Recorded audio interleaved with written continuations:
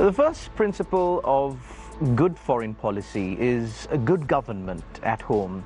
Good evening and welcome. This is Face the Nation, and as always, we are ready to bring to you, of course, the latest with an expert panel on our program today.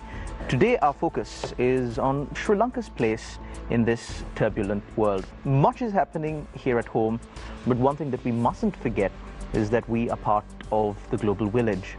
And as much as the unfoldings in Sri Lanka's political sphere here locally at home is important, what's happening around the world will also have much influence on the day-to-day lives of every citizen here in Sri Lanka. And to keep you abreast about what's happening, of course, around the world and how those happenings will influence Sri Lanka, and also how Sri Lanka could possibly pose itself or poise itself amidst this turbulent world, we've got with us, as I said before, an expert panel, and to get to know them. They are no strangers to the program. Starting off, first we have Kusum Wijetilleke.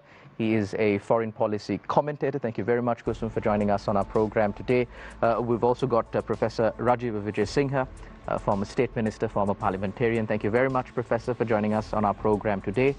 We've also got with us Attorney at Law Javid Yusuf. Thank you very much, Attorney at Law Yusuf, for joining us on our program today. And last and certainly not least, we've got the Director of International Relations from the Kothalavala Defence University, Dr. Harinda Vidanage. Doctor, thank you very much for taking time off your busy schedule and joining us on our program today. So, starting off with the opening statements, of course, we'll first turn to Kusum, foreign policy analyst, also attached to the Samagijana Balavege. Now, at the election, there were certain policies that you campaigned on, especially foreign policy as well. Now, as you very well know, the entire world is changing quite a bit faster than what it was. The entire world is moving towards more conflict. We see more bloodshed day in and day out. And we also see geopolitics playing a bigger role in the lives of everyday citizens. Geopolitics was always a thing, but as to whether or not it affected the lives of individuals, the lives of everyday people who may or may not have too much of an understanding of what's going on in the global sphere, has not been more serious, has not been more strong as it is today. So Kusum, I'd like to get a cue from you on this one.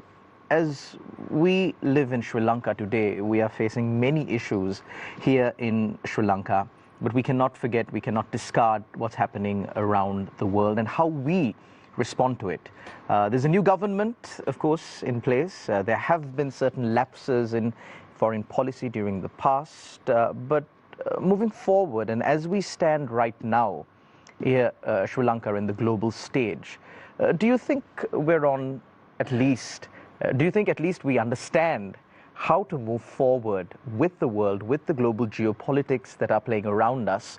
Or do you think, or are you of the opinion that we're just winging it? Your time starts now. Thank you very much, Alan, and everyone for having me. You asked me about Sri Lankan foreign policy. So I think it would be a good idea. I think Sri Lanka's foreign policy has meandered, for a decade or more, at least. What you said is fairly accurate, actually, winging it. We sort of let things come to us. This idea of non-alignment has translated somehow or manifested itself in Sri Lanka as sort of non-action, as sort of letting the events of the world take place around us and having no part to play, no say in it. And when we do have some part to play in world events, it's on the wrong side, for example, in the Red Sea with the operation for the Houthi rebel, against the Houthi rebels. Now, I've been calling, and many commentators have called for some time for Sri Lanka to have a foreign policy that is not just reactive, but instead has its own imperatives, our own strategy. And in this regard, I think this idea of being non-aligned has sometimes done us a disservice, because we see non-aligned as this way of not taking a side, of trying to be neutral. I think in today's modern world, we've seen multiple countries, maybe not the same profile as us, but similar profiles. They've engaged in certain alliances, strategic alliances, based on their economic imperatives, based on defense imperatives. So foreign policy serves one of two things mainly, defense and national security imperatives, and your trade and economic imperatives, investment imperatives. Both are important. Sri Lankans, I think, might be comfortable looking at foreign policy through the angle of economics, which is fine for a country like ours. But of course, as someone that studies foreign policy, we have to understand it's also an instrument of defense and national security, and that's where I think Sri Lanka has to be a little more careful in how it treads. I've spoken on this show before about our sort of tilt towards the Chinese orbit over the last 10, 15 years, and how that looks given we are in India's sphere of influence, traditional sphere of influence. So I hope that Sri Lankan policy, foreign policy going forward with the new government takes these things into account and really considers long-term imperatives and not just how, if the foreign minister of India is coming to Sri Lanka in a few months' time, that's not when you start acting on something. There has to be a longer term, and we are going to have to face it because we have UNHRC coming up next year. Sri Lanka has long-standing commitments that it's failed to meet. Professor Wijesinghe will talk more about the UNHRC, I'm sure. So on the international stage, Sri Lanka must better define itself and its path, and it must do so with an idea of what its actual imperatives are, not just going off what A, B, and C on the global stage is saying and doing. Thank you very much, Kusum Wijetilleke. Of course, we'll be able to get into a more in-depth discussion on those points as the show progresses. I now move my attention to Professor Rajiva Wijesinghe. Professor, Sri Lanka, like Kusum quite rightly said, we appear to have no say in what happens around the world. And from a small island nation that at one time, when the entire world was looking at punishing Japan for the role that it played in the World War, when Sri Lanka's president went and quoted Buddhist principles that we hold dear, that are close to our culture, and convinced the world otherwise. And we see the results of those statements and the part that Sri Lanka played in the global arena at the time when we look at the Sri Lanka-Japanese friendship and how much we have gained from those foreign relations. So speaking from that time as an all-time high that Sri Lanka faced as a player in this global game of geopolitics, to where we are at now, Professor, you would have facts and figures and, of course, an in-depth analysis on whether or not Sri Lanka is capable of reaching that standard again. And if so, how long would it possibly take? Well, let me take up two things that I've just heard. One is your statement about Mr. Jayawardene's performance at San Francisco.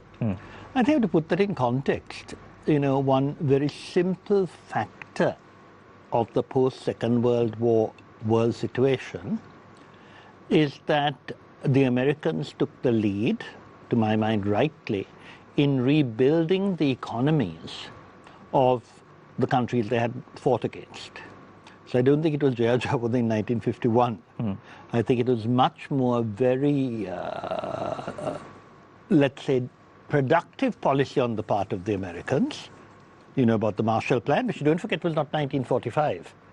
It happened a few years later. But are you saying that Jayawardene's statement and actions in San Francisco had no part to play in the entire scheme? Obviously, they had no part to play. Jayawardene created the Smith Institute. It was D.S. Naik who told him what to say. That's well documented. Fair enough. But, we reaped the benefits because we milked it for all it was worth, and Japan has been a very generous nation to us over the years.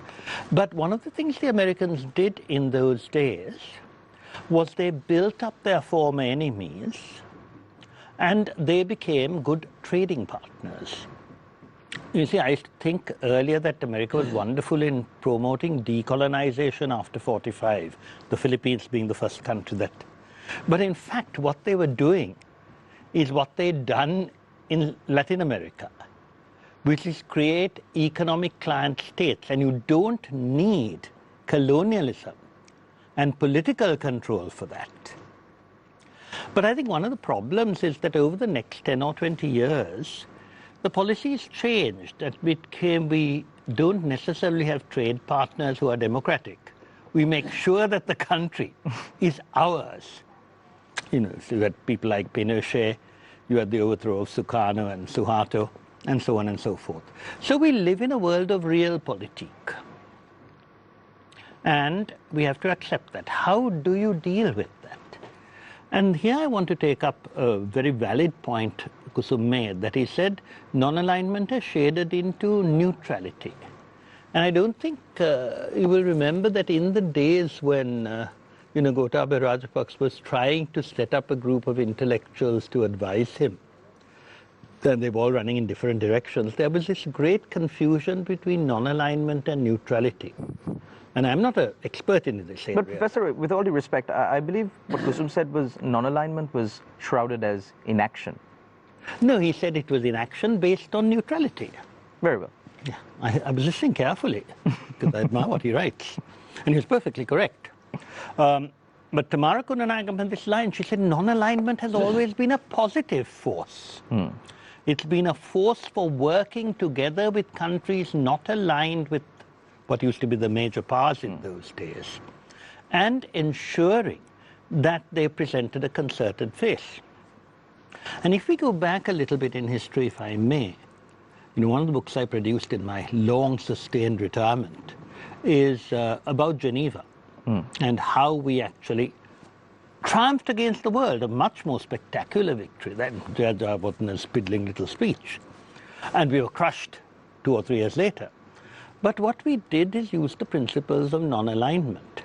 And we based ourselves, my book is called, the book I wrote earlier about foreign policy, is called The Mango Tree. And you probably know the story of Devanampiya Tissa being confronted by Mahinda and saying, what is that tree? And he said, a mango tree. And are there any trees apart from the mango tree? And he's, apart from that mango tree, and many other mango trees. And are there any other trees apart from those other mango trees? And said, yes, all the trees in the world. And then the monk asked him, and apart from those other mango trees and all those other trees, is there any other tree in the world? And the king thought and said, this mango tree. And I used to think that was nitpicking in the old days. But then I realized it's a very good metaphor of how to approach the world. First, there is yourself. You have to stand firm on your own principles. Then you work together with your neighbors, whether it's family, friends, countrymen, or in the case of foreign policy, your neighbors. And in this case, and what we did in the years 2007 to 2009 was India and China. And I still remember there was one stage when the Anjali were discussing something with the Chinese, and they said, make sure you have India on board. The Chinese told us, because they knew that we couldn't succeed without India. And this is why this dichotomy that the West was trying to push later on, ably aided and abetted by Mahinda Rajapaksa's folly post-2012, really insulting India when he had no reason to do so, was because he forgot this principle that the Chinese told him. Make sure you keep India on board. And after India, there's China. Because these countries have both been very positive towards us. One of the reasons when a foreign policy semester is compared with the great days of Sri Lankan diplomacy, under Mrs. Bandaranaike, when we chaired the non-aligned movement and were universally respected. And in my days of travel in Europe, people would tell me, Mrs. Bandaranaike. But Jayad threw that away because he jumped on the American bandwagon. That was understandable in the context of economic liberalization, but he thrust India off.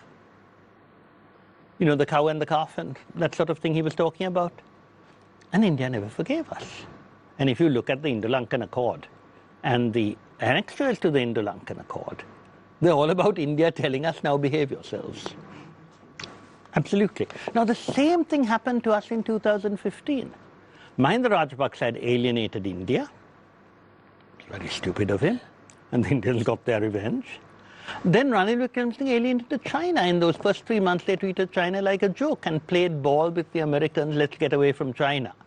And of course, the Americans, having helped with that revolution against the Rajapaksas, then thought, well, that's all right, and we didn't get any money. So Ranil had to go cap in hand to China. And when people say that the Rajapaksas sold the country to China, who gave Hambantota for 99 years? Not Mahinda Rajapaksa. That was Ranil Wickremesinghe and this forgotten man whom I hope the present government pursues, Malik Samaravikrama, who actually signed for 99 years when the Chinese had actually offered 49 years. And so the Chinese, who had actually given us very good conditions previously and generally have been nice to Sri Lanka, treated us like dirt from 2016 to 2019. Rightly so, because we'd insulted them. So what we have to do is build a foreign policy based on non-alignment, making sure that we do not alienate these countries. We don't have to fall backwards over them and give in to everything they ask. But based on that, we can then face the rest of the world. You take this recent attempt to join BRICS. Way back in 2009, we were asked to take the chair of the group of 17. You know. And the then foreign, and Mahinda Rajapaksa said, turn it down. I told him, why? He said, nෑ, මේ foreign minister කියනවා ඒකේ තේරුමක් නෑ. රෝහිත බෝලක් ගහකොල්ල ගම. So I said, but that has Brazil, India. I said, එහෙමද? But he was decent. He didn't contradict Rohita. He said, ඔයා රෝහිතට කතා කරන්න. So I called up Rohita Bokalla Gama, who told me, you know, in that wonderful accent that he can put on. But they're totally useless. I said, Mr. Bokalla Gama, they have India, Brazil. That's different. You see, he'd been advised by the Americans in the foreign ministry, and there were several of them in those days, to treat this like dirt. We were asked to take the leadership of that. And once we'd accepted it, what did Mahinda Rajapaksa do? He sacked the Vijetilleke. So we had an American in charge. They appointed the most pro-American person in the foreign ministry as secretary of this. So we lost our chance. Nothing developed. So, you know, there's a role for Sri Lanka. Whether we can pick it up really depends on whether this government realizes the principles they must assert. As Kusum said, we have to set up our principles first. And those principles are based not just on self-interest, but on sympathetic self-interest. You don't serve yourself at the expense of those around you. And if we can do that, I don't see any reason why, given our position, we can't come close to being what we were in 1976 or indeed in 2009. Thank you very much, Professor Wijesinghe. We will, of course, get into more detail as the show progresses. I now move my attention to Attorney at Law Javid Yusuf. Now, Mr. Yusuf, you've been part of Sri Lanka's civil society. You've been part of the Constitutional Council. You've seen how foreign powers really shape the future here in Sri Lanka, how they have either directly or indirectly influenced maybe even elections, how people perceive certain political parties through various means, including and not limited to funding maybe even certain political parties. Now, when we speak about you know, campaign financing, we have certain regulations in place now. They're in their infant stages, of course, since the acts were passed quite recently. But in general, just to set the tone for the program today, when we speak about the influence that foreign countries can have in Sri Lanka and how Sri Lankan people perceive different political parties, different governments. Technically speaking, they could make the people of Sri Lanka either love or hate the government of the time. And we've seen that happen over and over again. Do you think that this kind of influence that various foreign players, in this, as I call again, geopolitical game, have in Sri Lanka, is it avoidable? Is it a good thing? Is it a bad thing? Is it the natural course of events? Your time starts now. Yeah, thanks, Chalan. Now, that's a very contemporary question with regard to whether other countries influence events in Sri Lanka. Mm-hmm. Now, I strongly believe that even if they do try, it's up to us, really, whether we allow ourselves to be manipulated. And that becomes a problem in relation to the internal discourse, political or otherwise. But when you say, Mr. Yusuf, it's up to us, do you mean up to the government in power, up to the leaders of the political parties that really call the shots? Or when you say us, do you mean everyday general citizens like you and I? No, I speak with regard to the leadership. The leadership. Maybe the so the government, political parties, different the people who are parties really and so in a on. position of power. And so, okay. so that the leaders must set the tone. Now, it's a sort of a hackneyed phrase to say that foreign policy is an extension of domestic interests and policies. But it has to be so. Whatever policy we follow, it has to be for the purpose of ensuring the country's own interests. I mean, that's obvious, but it doesn't happen that way.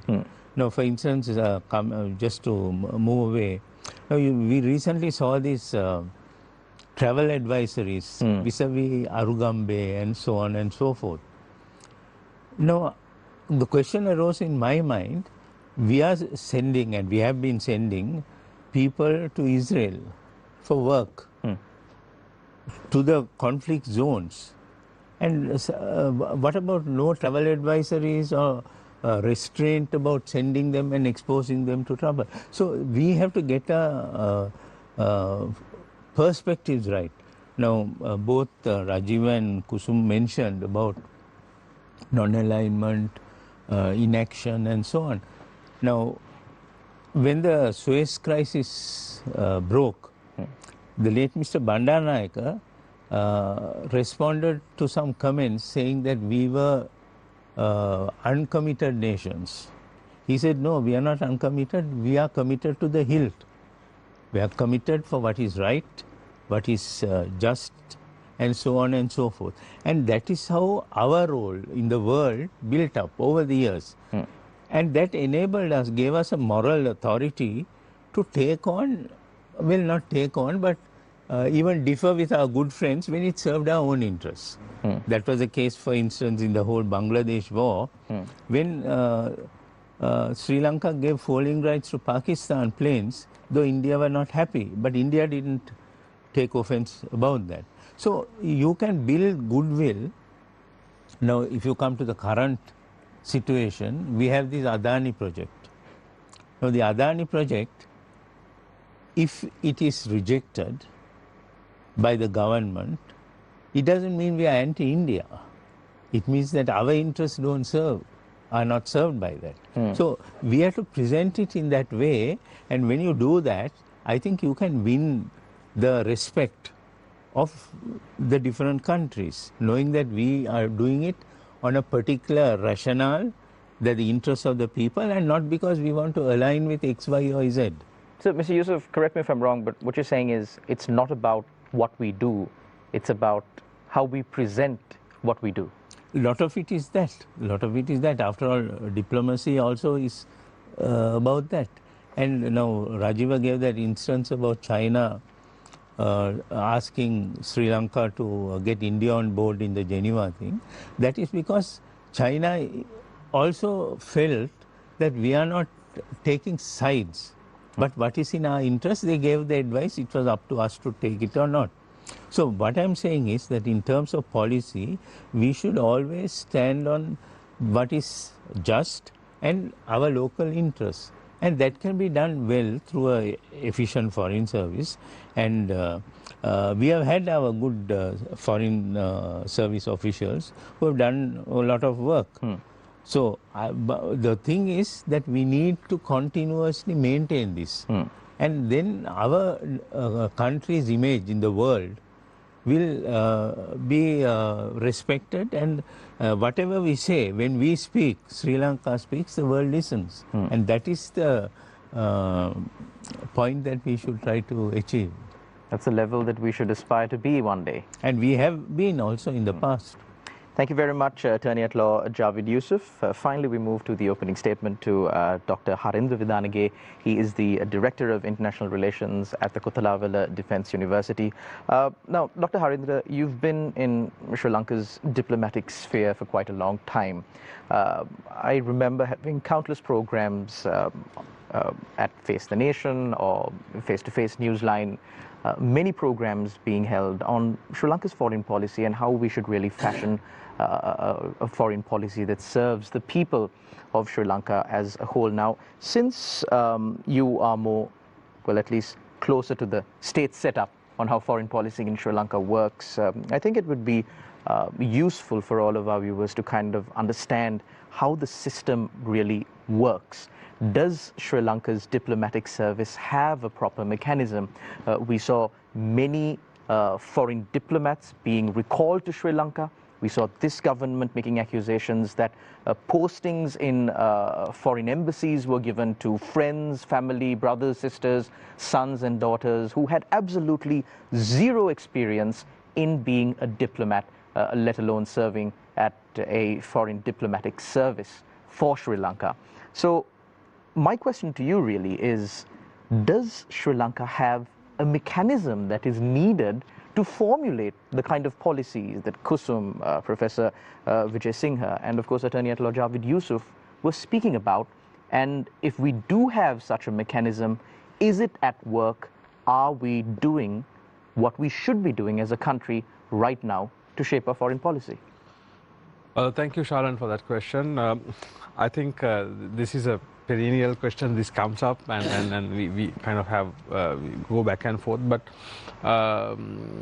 does Sri Lanka have a foreign policy? We always had a foreign policy, but it may not be articulated in ways some other countries would have in a more comprehensive manner. But how Sri Lanka's foreign policy functioned historically, I mean, since independence was shaped by the views of the leadership.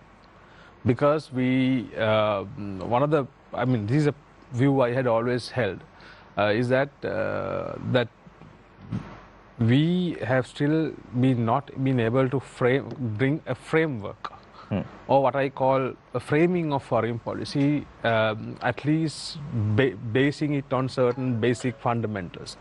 You know, as earlier that was said, you know, foreign policy is based on certain major arcs, that is national security,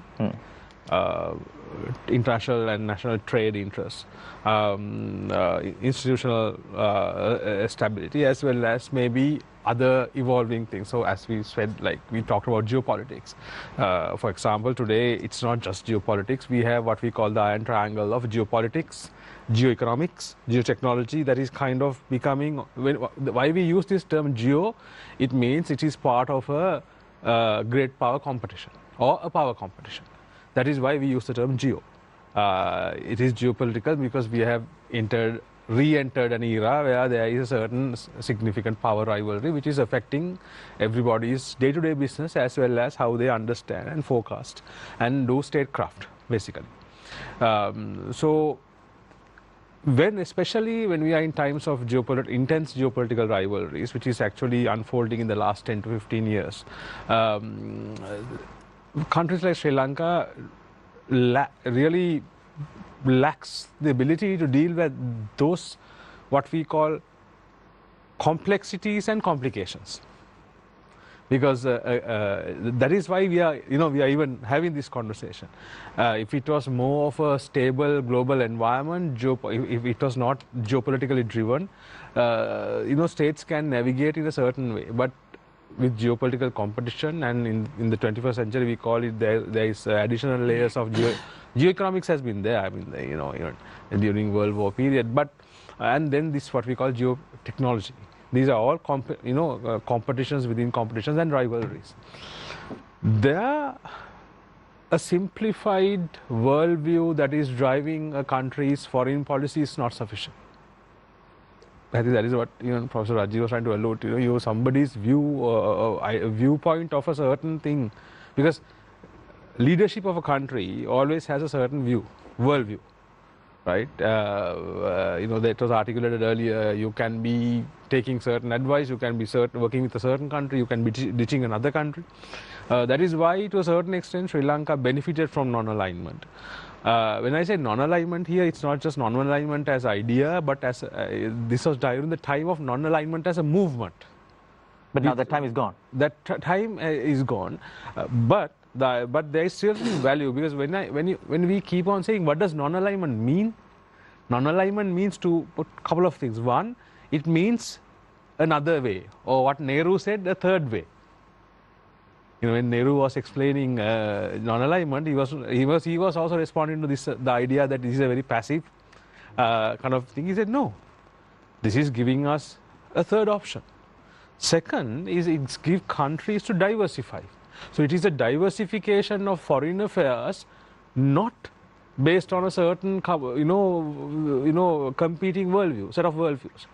Kind of diversifying it into ways, for example, how Sri Lanka can work with China, work with India as well as the United States or any other countries. For example, now there is a deepening of relationships strategically with countries like France.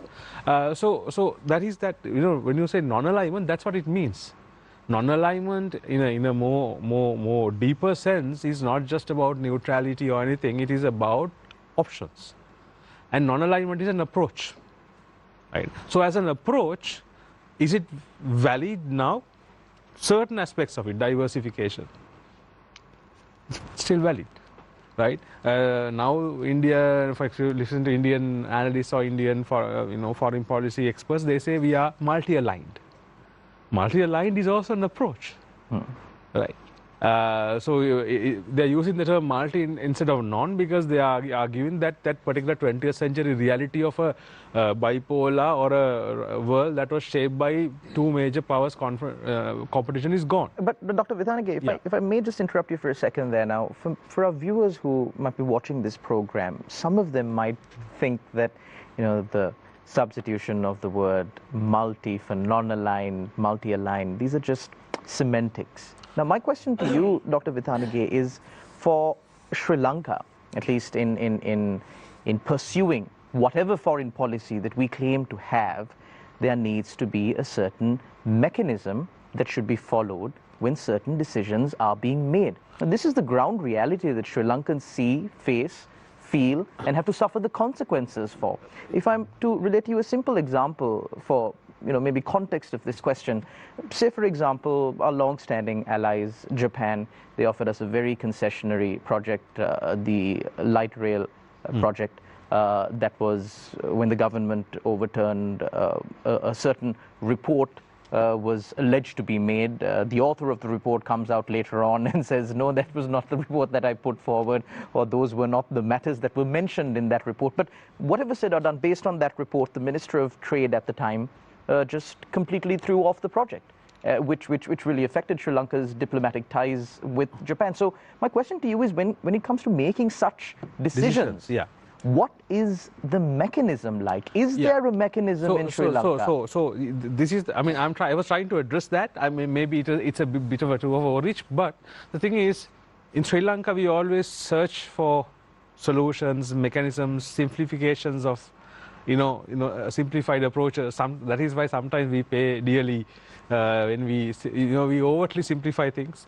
So what I was trying to tell you was, even to have a mechanism, the mechanism is straightforward in a certain way. You as governments can have different approaches to foreign policy, but there has to be a certain bipartisan or multipartisan agreement on. There has to be a baseline about what the foreign policy pillars of a country is. Now, if you take Singapore, if you take Seychelles, one of the smallest, you go to their foreign ministry websites, it says what our foreign policy base is. Sometimes it can be for example, if you go to Kenya, they say they have 6 pillars of foreign policy. If you go to Germany, they have 6 major areas they focus on, which is a very different approach. If you can, even Nadeem can go to the website of Sri Lanka Foreign Ministry now. This is not being as a public servant, I can't criticize the system, but I'm trying to bring you out a problem that we face. Do you see any tab that says Sri Lanka's foreign policy? And the website architecture of the entire Sri Lankan state is deplorable to begin with. Foreign ministry. I'm trying to say it's not about the website. I'm trying to say about even the kind of information that they provide and the way it's structured, the way it's organized. Foreign policy is not information. Foreign policy is the mechanism. The statement of policy, the mechanisms. You can't. He asked me about a mechanism. Most government websites don't have. So he asked me about a mechanism. So if you want to have mechanism, there has to be a certain framing of it. That fundamental framing is still missing. We have had very solid foreign policy, decisions, ideas, drivers, people. But when you lack that framing, it's very difficult. So that vacuum is being filled by different ideas, different thrusts, because we don't have that framing. So what's really preventing Sri Lanka from framing their foreign policy? Is it a lack of knowledge? Is it a lack of talent, a lack of personnel, or a lack of will? I don't know, but I think Professor Rajiva also can pitch in here. I think he has been a veteran. But I don't know, Sri Lanka's approach to foreign policy. I mean, how many lawmakers, how many serious conversations have you heard on Sri Lanka's foreign policy, even in a parliamentary debate? How many? How few? They were really good. We had very good individuals, good ministers, but collectively, we have been so inward looking. That is why some of the people who talked about strategy in Sri Lanka are so frustrated. We talk about use maritime security or maritime nation, but are we a maritime nation? Do we even see ourselves as a maritime nation? Because this kind of articulation has to come from the legislature. Framing has to be done through the legislature. The ministry can't do things. Ministry is I always enforcement arm. Ministry is the manager. Foreign ministry does foreign policy management. They manage foreign policy that is derived through the legislature. There has to be a certain, some government has to bring out at least a certain set of fundamentals. This is how we frame our foreign policy. But you can, when the governments change, when leaders change, they can have their different approaches. Some person, when I said that, it's like a Christmas tree. You can hang your own decoration as you go on. But that's fundamental. Structures need to be needs to be in place, and it has to be in consensus. But unfortunately, I've not been a lawmaker. I think maybe Professor Rajiva, who has been in Parliament, can kind of elaborate, because this is a good question. This is a good soul searching that we have to have. Because why are we not bringing that frame out? Right. So that is I ended this with the questions because we can have that conversation as we go on. But the reason I brought the non-alignment and that external environment out is that we have to, if now from today onwards to tomorrow, it's a very complex and a complicated environment. So it has changed so much, and the geopolitical rivalries are really driving things, and it is that whole, and it is mixed with geopolitics, geoeconomics, and all these things, which is, if Sri Lanka is not able to read that complexity, we are not going to articulate a sophisticated enough foreign policy to deal with that. Thank you very much, Dr. Harinda Vidanage, and with that I open the floor for questions from our very able journalists. We've got on my right Shihar Aniz, and on my left Nadim Majid. The floor is yours. Thanks, Shalan. Kusum, I'd like to start with you actually, because in Sri Lanka, among Sri Lanka's, let's say, senior politicians, Sajid Premdasa was one of the first to out and out come out in public and say the actions of Israel in Gaza constitute genocide. He's actually physically been present at demonstrations in support or denouncing the genocide. Israel is currently, as sometimes change takes decades, and in some instances decades happen in a week. Israel is currently now invading Syria as well. Should the Sri Lankan government be reevaluating its relationship with Israel? And I'll put it in some context for you as well, because we know in 1960 Sirimao Bandaranaike suspended relations with Israel. This was restarted by Jayawardena in 78. By Israel's or by Israeli sources' own admission, Mossad and companies like Solel Boneh were actively involved in promoting the Mahawali development as well in the JR administration. In 1992, Ranasinghe Premadasa once again suspended relations with Israel. Restored again in 2000, and around the same time, I think they carried out a nuclear-capable cruise missile test off the coast of Sri Lanka. Gotabaya Rajapaksa, Mahinda Rajapaksa, while being vocally, very vocally, probably one of the most prominent advocates for the for the Palestinian statehood, despite his position, many of his officials, or even, let's say, inner circle, were on the other side. Now, as Javid mentioned, we've just sent about 10,000 people to fill vacancies in sort of the conflict zone itself. And it's just been announced that over the next 2 months, another 1,000 Sri Lankans will be going to Israel to work as various capacities, farmhands, etc. Should the Sri Lankan government be reevaluating this? We now have a government, I think for the first time, there is a government and the main opposition, which both seem to have a similar stance when it comes to the actions of Israel. In fact, Sri Lanka actually chaired the committee at the UN which said Israel is committing genocide. Should Sri Lanka now reconsider this stance? It's a tough Should we question, halt this? Nadeem. I think good question and tough question. I know that sitting in Sri Lanka, when you watch the media, Israel comes across in the world as a pariah state. I think that's how some parts of Sri Lanka and maybe around this table we perceive Israel, right? But Israel has significant support in the United States, across Europe. So can you reasonably claim it to be a pariah state when, you know, many parts of the global north, shall we say, are very supportive of Israel? I'm not talking about what the global north, how the global north perceives Israel. We have, because as, we can't be navel-gazing and be inward-looking in how we approach our foreign policy. We need to have a sense of agency as well. So for the first time in Sri Lanka's history, I think it's fair to say we have both a government and an opposition whose policy on this issue is aligned, as far as I know, unless Mr. Premadasa was speaking out of turn and the SJB has a different policy. Yeah.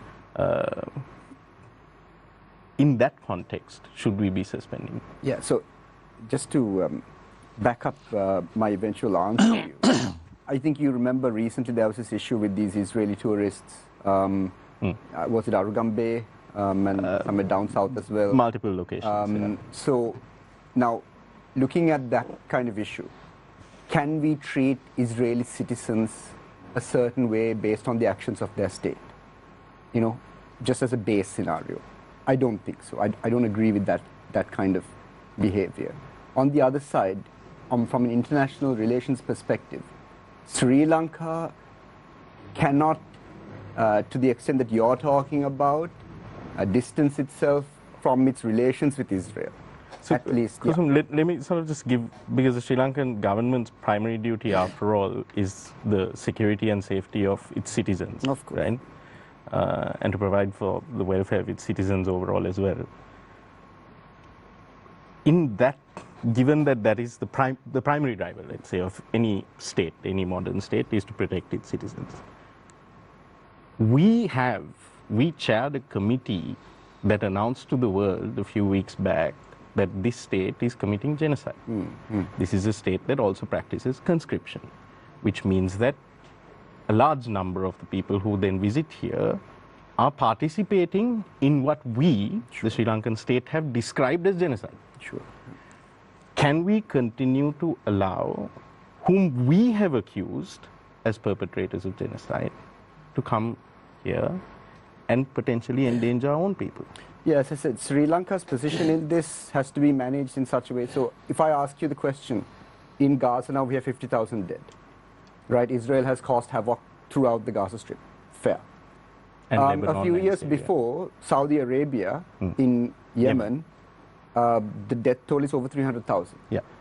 Is anyone in Sri Lanka discussing our relations with Saudi Arabia, or is Saudi Arabia a pariah state anywhere around the world? No, it's tough, there's an argument to say that it should be. It is, but it's the fact of the matter is that no one's looking at Saudi tourists around the world and saying, you know, you did this in Yemen. So we have to have a certain. Saudi doesn't have conscription. Agree. But let me just come back to your question. It's one thing how we phrase our foreign policy, but let's take the United Nations, right? Sri Lanka, and not just Mr. Premadasa, I have to give credit to Mr. Wijesinghe as well, who's brought up the Palestinian thing on many occasions, unprompted as well, right? In very different... sure. He has a very different perspective, I would say, to Mr. Rajiva Premadasa. In, for example, the situation in the United Nations, if there's a vote based on the Gaza situation, Sri Lanka has voted, in my opinion, the correct way. They voted to agree with the United Nations majority saying that there are certain violations being carried out by Israel. When a similar vote came up regarding the Russian invasion of Ukraine, Sri Lanka abstained in a situation that's pretty similar, an invasion of a sovereign country. So I think Professor Wijesinghe talked about principles, and foreign policy is also a statement of your principles, right? So Sri Lanka has to maintain some sort of consistency in its principles. Now, how it reacts to Israel specifically is a challenge, right? We can't distance ourselves from Israel regardless of the actions in the Gaza Strip because we are not directly impacted. And there is no, I mean, for example, Sri Lanka is also part of the global south. If there was some, large-scale global south commitment towards Israel, which said we are going to step back from our international relations with Israel, then Sri Lanka can consider these things, because we have to always consider ourselves as part of the international community. The international community has taken certain stances against Israel, and Sri Lanka has supported those stances where possible through the instruments of the United Nations. Beyond that, to take a unilateral decision against Israel, against any Israeli, let's say Yoav Gallant came to Sri Lanka, what are we going to do? If there's a ICC... We have accused him of genocide. Exactly, but are we going to arrest them? We have. Yeah. We chaired that committee. Yeah. Sri Lanka is the chair of that committee. Yeah. We have accused them. So this is the problem with international relations, right? There's a lot of things that are on the table, there are a lot of things in writing, but when it comes to actually... with regard to your answer, because it sounds to me like you're hedging. Yeah, because Sri Lanka has to hedge. There's no way around it, right? Maybe we have to hedge, but we can't be the lone country in the Southeast Asian region to sort of go against Israel overtly, can we? Malaysia, Maldives, Indonesia. I think Mr. Yusuf wants to. The issue is, Kusum, what you are saying I can understand in terms of relationship between the states.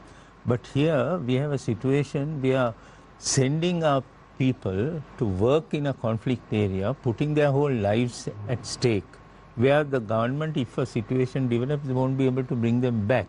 So that is one aspect. And secondly, it is not only sending them there and putting them at risk, actually in a way indirectly supporting the war effort of Israel. But those people are going there willingly as well, right? So it's not the government just... But it's the duty of the government, duty of the government to say, no, it's not safe. That's a wider conversation about, foreign employment policy, I think. Okay, on one hand, let's say by allowing Sri Lankan workers to go work in that region or that area, we are endangering them. They may be going willingly, but the state does have a duty to protect them. Similarly, the state also has a duty to protect people here. Yeah. Again, like I said, Sri Lanka has accused this state of carrying out genocide. Across the political spectrum, the party leaders, maybe not Mr. Wickremesinghe, but definitely the President, Prime Minister, several senior cabinet ministers, and I haven't heard from outside the opposition leader himself, but the opposition leader himself has said this, right? There's no disagreement here on what is happening there.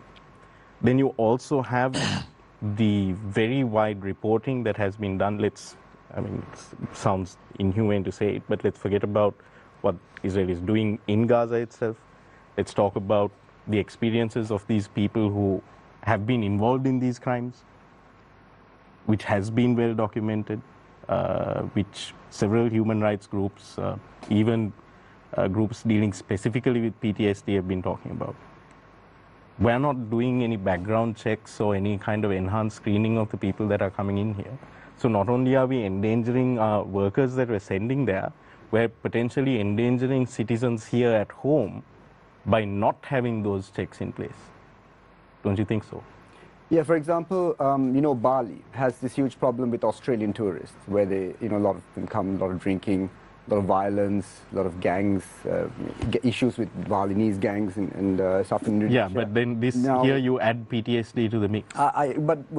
There could be soldiers from Australia who have come, Kusum. Come, Kusum. There's double speak. I think we have to understand that you can't have what you're talking about cannot be mixed up with diplomatic ties with Israel. You're talking about protecting citizens on a micro level and ensuring that the people who come in. Ensuring the safety of our citizens is an agreement with Israel. Even in diplomacy, should be one of our main. Sri Lanka can have an agreement with Israel to better look through who's coming, who they're sending as tourists, whether they have PTSD, whatever. That's fine. But you can't. This can't affect diplomatic relations with Israel. Those are two different things. Can I intervene? Yeah. I'm very disappointed, Kusum. I think I never expected this sort of doublespeak from you. I'm being realistic. No. I mean, what you're doing is you're obfuscating. There are three separate issues. So you think we should ban Israelis from coming to Sri Lanka? No. I think the point made very much is that in the context of what we have declared as genocide, which you agree is genocide, you stop anyone who's a military officer from coming. Very simple. You don't stop Israeli citizens. Second, you said Israel is considered a pariah state. That is not the case.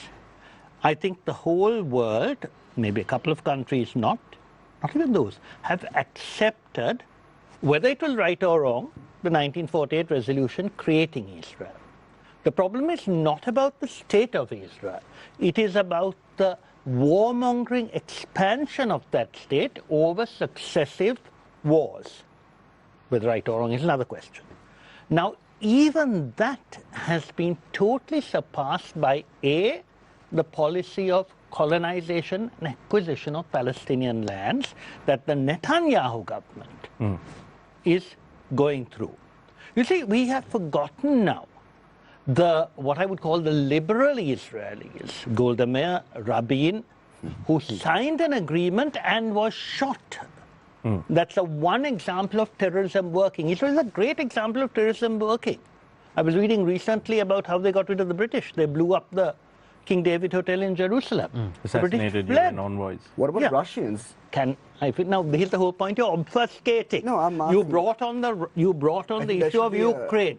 Ukraine, there has not been accusation of genocide. Invading a country is one thing, but genocide is something else. And I think as I said, you're obfuscating all the time. The minute he asked about Israel, which is UN accepted, you bring in the Ukrainian Russian. Now I understand why poor Dahan Jayatilleke gave up advising Premadasa, whom he's very fond of. He said the trouble with the SJB is its leadership is more American than the Americans. It's more American even than Ranil Wickremesinghe.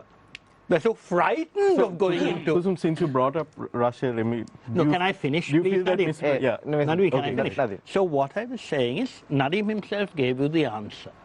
You don't stop Israeli tourists coming in because many of those Israelis are very decent people who can't stand Netanyahu. Unfortunately, have an electoral system that keeps bringing the man back, crooked though he is.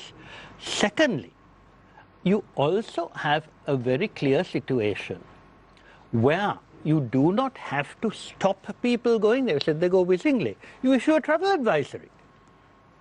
Instead of the government supporting it, you say, well, if anyone wants to go, we are not stopping them. But we advise people not to go and to take up employment there. That is the way he brought it up. He said there's a travel advisory against people coming here. And I think what needs to be investigated is who are these people, the former soldiers who are setting up these private businesses. There's a whole new story. Sri Lanka has been allowing people not only from Israel, from including from whether it's Russia or Ukraine, I don't know, but people to set up businesses here, to own land, and of course our people become their business partners and then get played out. So there's lots to be done in that area.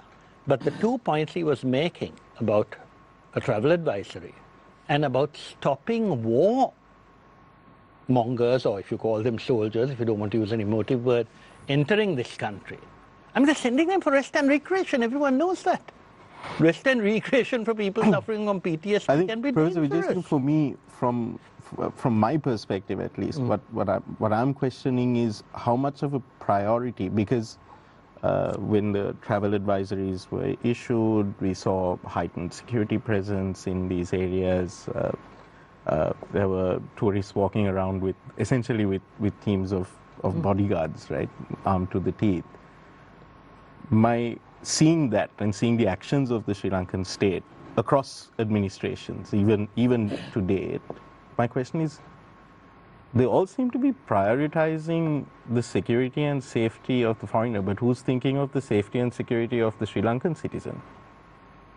If it's not our government that's going to protect us, then who is? That's basically the crux of my question. Based on the incidents that happened at the time, also Professor Wijesinghe, if you could pitch in on this now, you said that Sri Lanka should maybe issue a travel advisory not to travel to Israel, but let's get a reality check here. I mean, I don't think any citizen in Sri Lanka, even a person who does not have access to television or internet or any of those technology, needs to be told that the state of Israel is in a state of war, and that the entire country is, of course. My point was simply this: what Nadeem wanted was a token. I would accept the point that you can't ban people from going, but you don't help them, and you actively advise them against going. But then what you're saying, it may be superficial. What's the policy that we're talking about? The policy we are talking about is what are the we policy aiming of of taking gaining, a stand. Professor Wijesinghe? We are making it clear that we think the current actions of the Israeli government are not civilized and need to be deplored. Why is it Israel specifically at this moment that we should be making this statement about, or should we not apply it to other nations at this very time? Israel specifically, because the UN vote on genocide didn't apply to any other country. Though that was a genocide. So we're saying that invasions, war crimes, illegal occupation of territory. Are we going on the presumption that the UN is always right? No, we're not going on that presumption. We are going on the presumption that because the UN, is not always right. I personally think the we're not asking about whether the UN is right. We're asking about whether we're right. Yeah, we having subscribed to this view, should stand by it. That's all I'm saying. We have, the Sri Lankan state has accused them, not the UN. We chaired that committee. We have accused them of genocide. And the reason I brought in the UN is it has also been ratified. Yeah. It's not just us saying it's genocide. It's a universal agreement. There's plenty of stuff. I mean, in fact, we could talk for ages about what's going on in Syria now, what's going on all these places. But here is one case where perhaps we should do a little bit more. So Dr. Harinda, if I can bring it, because I did mention that, we have had a very interesting relationship with Israel over the years, and Israel had been one of the, in terms of arming the military as well, Israel has been, the Dora boats, the Kafir jets, the Gabriel missiles. There's a long list of armaments that Israel has supplied the Sri Lanka military with. And I mentioned earlier that, although President Mahinda Rajapaksa himself was very vocally, maybe he hedged his bets while president, but he was from his activist days onwards very vocally in a supporter of Palestinian statehood, whereas many of his officials, one could argue, were more supportive of Israel. And many of these officials are from the military establishment. From your view, because you work at, as Director of International Studies at KDU, right? And previously also with the Bandaranaike Center for International Studies, you've worked in diplomatic training, etc. What is your perspective on this? From a strategic perspective, I think, for Sri Lanka-Israel relationship is really important.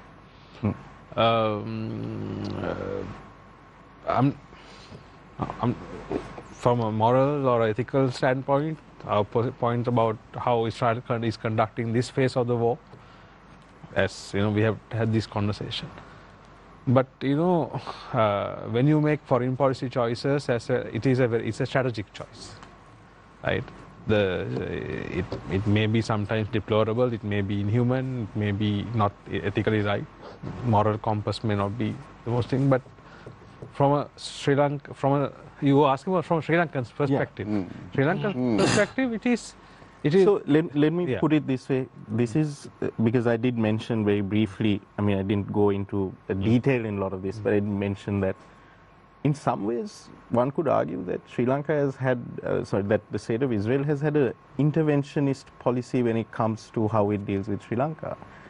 We saw, and it's reflected in how when governments have changed, policy towards Israel has changed as well, right? I mentioned to Kusum that Israel, by Israel's own admission, were actively involved in the Mahaweli scheme.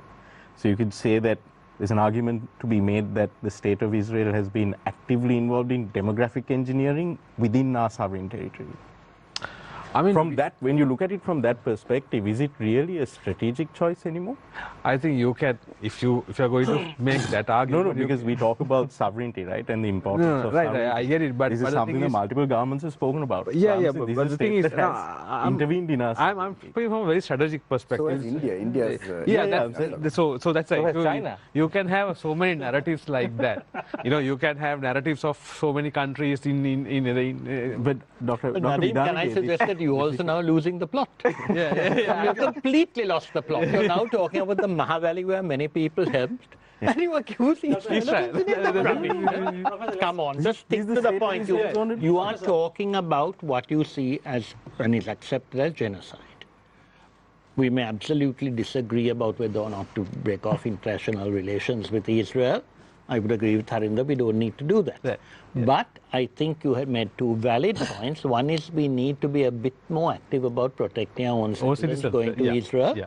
And secondly, we also need to make sure that the Israelis coming here as tourists do not carry with them the weight of potential dangers. Yeah. Those 2 points I think you're valid on. But if you want to go back in history and say, the Mahavalley, anyone who helped with the Mahavalley was guilty of genocide. No, it's not about whether anyone who helped in the Mahavalley is guilty of genocide. But I didn't say that.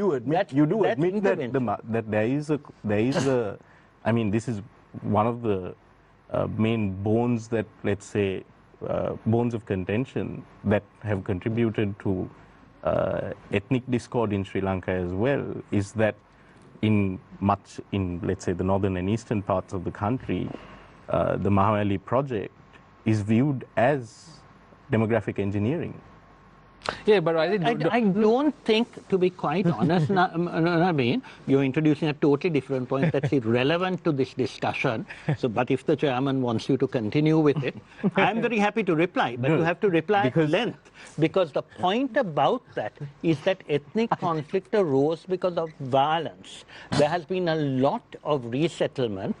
People can swap atrocity stories. Here's the Mahavalley. There is Red Barna, which took Indian Tamils and settled them in the Vavuniya. Yeah. Because if when I went up to that area a lot of the people in the camps were people who had been born in the hills, who had been brought there by the Norwegians. Professor Rajiva, so I don't think it's relevant. I agree with him. Nadeem, it's not relevant really, Nadeem. I mean, don't allow your animosity towards Israel. That's right. I feel like you're now engaging in obfuscation, Dr. Wijesinghe. No, I'm just telling you, talk about foreign policy. Yeah. I think I don't bring up these other issues. So this is a Shehad, yes, if you get an opportunity, Shehad. Yes, Let me ask a question relevant to you. Yeah. In the government which you were part of from 2010 to 2015. Now that government, Mahinda Rajapaksa's government, soon after the end of the war, this was clearly seen as a pro-Chinese government, and they were basically antagonizing with India. Was there any reason behind this? Yes, I've already explained it. I told you that after the war was won and India supported us to the hilt in Geneva, Mahinda Rajapaksa reneged on his agreements with India.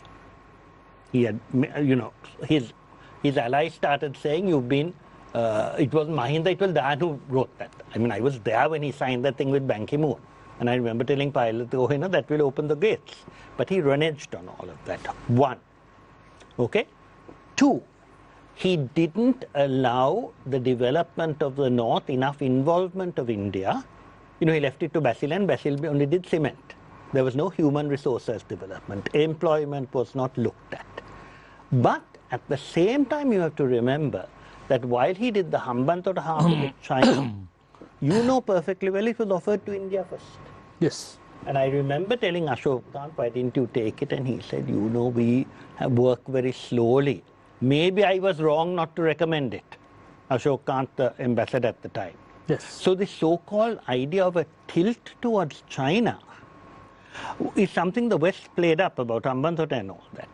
But then what happened is that because he was alienating India in the north, wasn't that he was tilting towards China? He asked China for help, and China gave him the help, right? But he wasn't doing enough in the north, and then India turned against him. But of course, as you probably know, India was bending over backwards. And I've written about this. When Sushma Swaraj came to see him, people in the foreign ministry tried to stop him meeting her. And it was only some nifty footwork by Lalitha Wiratunga that actually made Mahinda see Sushma Swaraj. This is where Mahinda Rajapaksa promised 13 plus, right? No, come on. That was in 2010. Yeah. I'm saying that despite all these difficulties, when Sushma Swaraj was a foreign minister then, she was... Okay. This was about 2012. The people in the our foreign ministry tried to make him angry with her by saying that she was bad-mouthing him. Because they were following the American line, which was to create further animosity between India and Sri Lanka. Fortunately, that didn't happen. But Mahinda was easy prey to that. So, I take your point. It wasn't that he was preferring China to India. China helped him in the areas that he asked for help in. But he wasn't doing what he should have with regard to what he had committed to India, and more importantly, with regard to the rebuilding of the North. All the plans for housing and all, the Indians were very supportive. It was kicking them in the teeth. So since then, Professor, now if you see the successive government, for instance, Yahapalne government in 2015, they were much more pro-Indian, suspended all the Chinese projects for some times, and they have to pay the price, right, on the port city, and they have to give more land to the port city company. And then later they became also anti-India, right, in the later part of the Yahapalne. Do you think Yahapalne was anti-India? Yes. What was the evidence for that? Because I remember Sirasa accused Indian Raw of plotting to kill him. I don't think Sirisena was the government. Right? Well, bonkers, don't need to take that seriously. I don't think India took it seriously. But anyway. then again, under Gotabaya, there were two things. One was the cancellation, unilateral cancellation of the ECT container terminal, and then the Japanese project, right? So here, what they tried to do was the balancing act, right?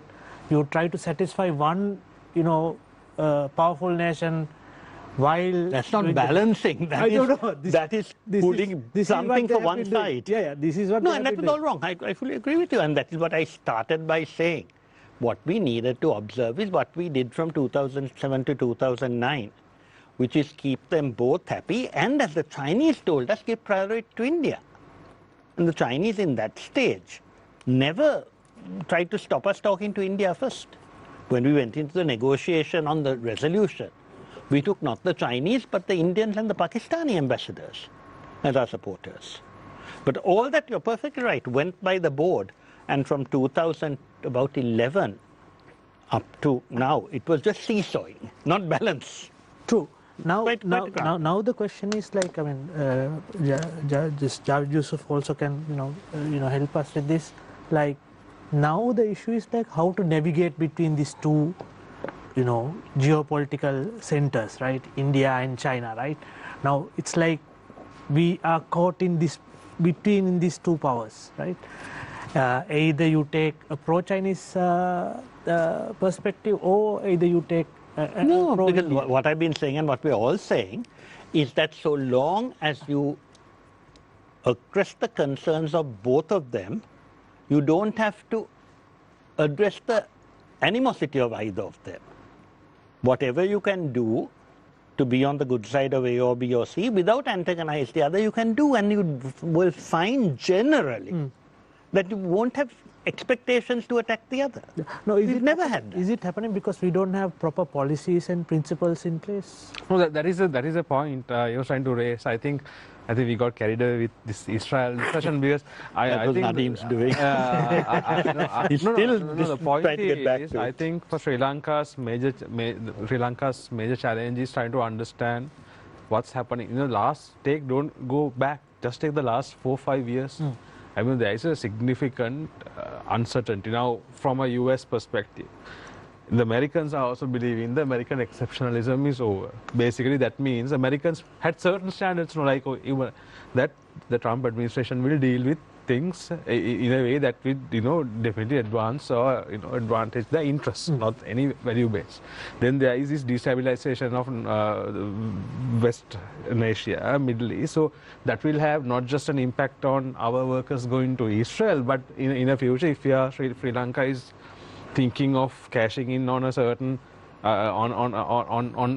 remittances, we might have to worry at a larger scale about this shift in global security, security-wise, and that can even affect. There is a security concern coming up even in Asia Pacific, right? We have a lot of people working in Korea. We have, there is a shifting security landscape, and this because there is no real center of gravity in holding things together. When there is a significant dissipation happening, it's very concerning. So the question is not anymore whether it's pro-China or pro-India. It is about how you work with this reality. So even the United States, even India, India's, if you talk to an Indian security expert, they will say primary adversary is China.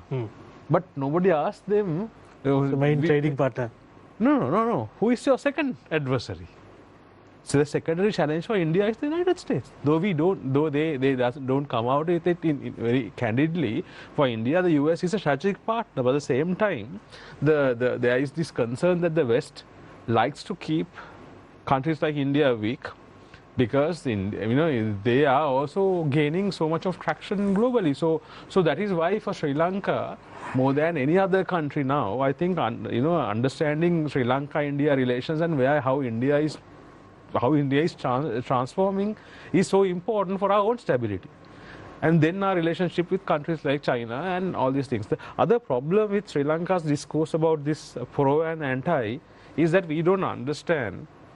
We started saying a small island nation, right? So one of the major differences in this Asia-Pacific, architecture is, if you look at Pacific side, East Asia, there is significant, robust institutionalism there. You still have the ASEAN, right? You still have ASEAN, which is a bulwark. You come to South Asia and our part, there is no real institution that has matured. No. So that hurts small states so much, because we don't have a way of operating. So though these we can bring out ideas, we can have these values, but where do we back this up? anchor ourselves? So the thing is, this from an economic perspective, this has been explored through like BIMSTEC, for example, but that also hasn't really gone anywhere. Nothing has matured properly. And with SAARC, the problem is when two of your biggest sort of members are at loggerheads with each other. SAARC is brain dead. Because SAARC is basically brain dead. Brain dead. So that's a very interesting point that you raise, because in Southeast Asia you have ASEAN. But South Asia has pretty much nothing. Has India, basically. So that is why when I tell people, people may disagree, but understanding where India is hedging, how India is, India also understands the strategic advantage of the moment they are in, right? So they are navigating towards a certain strategic path. Understanding that is so significant for us, for our own betterment. So though we may like or not, there may be certain things in India that we may not like, but that is one way of staying somewhat stable, because we have to understand our ground realities. We are still not out of our economic crisis. I don't know how long we will go. We haven't even still started paying our debt back. So we have those realities. So we have to understand that reality to make foreign policy decisions. Foreign policy decisions cannot be made in abstraction, right? And we have always pushed. Sometimes Professor will disagree with me. We have always put values first. But India also did put values first, but India has now shifted to interests first, right? And so, and a more geopolitically charged world, countries put interests first. What are our interests? There. That's a question. This is interesting because we've had this question. I've been covering foreign policy for a very long time now, and this is a question that I've asked multiple individuals in the foreign service who have served as ambassadors, both from the service and political appointees, and I've never really gotten a clear answer, let's say, as to what really Sri Lanka's interests are. I think Nadeem, that interest really changes time to time with the governments, if I'm not wrong. The notion, concept of national interests can change to administration. Is it the concept or the content? No, that's what I'm saying. So the national interest there are certain fundamental territorial integrity, a country's economic prosperity, national security. These are national interests that any government has to go by. So that is why I told you about Israel also. From Sri Lanka's national interest, strategic interest perspective, Israel's genocide may be as, but Israel as a strategic interest point, yes. Yeah. So, but you mentioned security, and I raised the point. Ask you, Harinda, can you explain how Israel is important from a strategic point of view for Sri Lanka? No, what I'm trying to say is Israel belongs to a certain strategic block, right? So I don't think it is. I mean, we can, for example, as Prof said, we can argue that, for example, the current Israeli administration has resorted beyond whatever, that they should be responding to this situation, right, since October 7th, right? But that does not mean, I was responding to your earlier question about banning, and he also answered you. No, I wasn't arguing for banning. But I think Professor Wijesinghe articulated very clearly. Yeah. Because the perspective I'm asking this question from is twofold. One is the safety of our workers that we're sending there, and the other is the safety of the people here. No. So from that perspective, because you mentioned that one of the primary interests, let's say, national interest, is also security, right? Yeah. So from that do you think you could perspective, just what is the strategic interest for us? I mean, if it's jeopardizing the security. You mean that Israel's importance in terms of military support and so on is individual, or because it's part of the American framework? Not just the American framework, Professor. I think Israel's security and military importance is there is a significant dependence even by countries like India. For example, Israel, there are certain sectors in Israel. For us it can be drip irrigation, but from UAE to India to even to Russia to the United States, the largest cybersecurity solutions, the largest AI solutions. For example, the AI that is being developed for autonomous weapon systems that are being used in Ukraine, supporting that are being used in the genocide in Gaza. Yeah. You can say both things have been developed by Israel. So there is. So this is not condoning that or going with it. I'm just saying from a strategic perspective. When it comes to strategic choices, sometimes the issue at hand.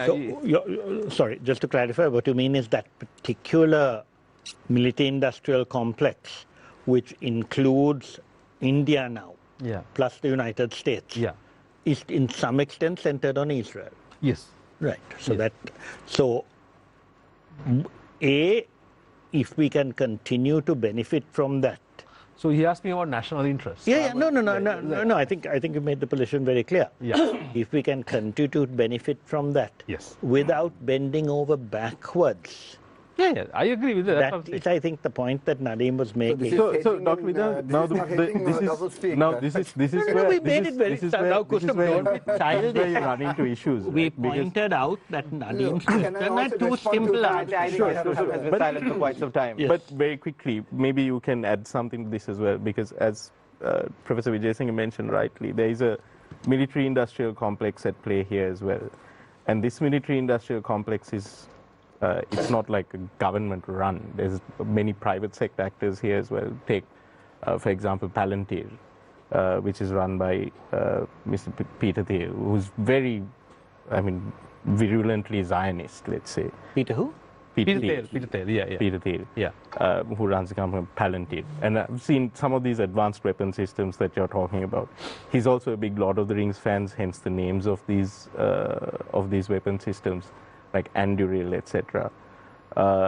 And this is, when I look at it, to have a private corporation run essentially oligopoly military industrial complex, increasing their, I think from our national interest perspective, we should be looking at maybe limiting the engagement that we have with them. I get your point, but I don't totally agree. You know why? Because that is where the world is going to. And if you think we can swim against the tide, is that right? No, for example, I tell you, when the Americans were running out of solutions for their military innovations, they established the defense industrial, the defense innovation unit few years back. I don't know, this is a very good example. They brought a corporate sector guy and an American-Indian F-16 fighter pilot together to develop that with the Silicon Valley. Right? That is how things are going to move. That is how it's going to move in the future. So what I'm trying to say is, I'm not trying to, to say that this is the right thing, but this is where how things are moving, how the security industrial, military industrial complex is so decisive in the global security landscape and in countries' decision making. If you look at India, even if you look at Indonesia, Australia. So what I'm trying to say is, when Sri Lanka is trying to make his question foreign policy decision, we have to factor that in as a serious thing on the context of national interest. What is our national interest? Our national interest is survival, security, stability, progress, right? So will by kind of condemning a country, which may not be partially significant for us, but will be part of a larger grouping that is still significant for us. Is there a benefit by taking a moral stand? Or is there a certain way we can manage that by, for example, saying we still have the relationship, but when it comes to the countries, for example, when it comes to that country, it's bilateral with Sri Lanka, when there are things like people's movement, can we do certain limitations? In that, do you think that when you look at the current actions, do you think that Sri Lanka should not have taken on that role, chairing the committee investigating as well? From a strategic perspective, I think for Sri Lanka, Israel or Palestine is not Sri Lanka's biggest issue at the moment. Sri Lanka's. Yeah. We have bigger issues. I think we should focus on how we stabilize, how we create a major, because we did it, because we committed this whole issue. Because we could have refused the German. That's something I'm saying. This is last year we accepted. I think Sri Lanka's, we should be realistic about our own position in the region, our own position where we want to go, and what we want to kind of achieve. So in that context, I think we have to move.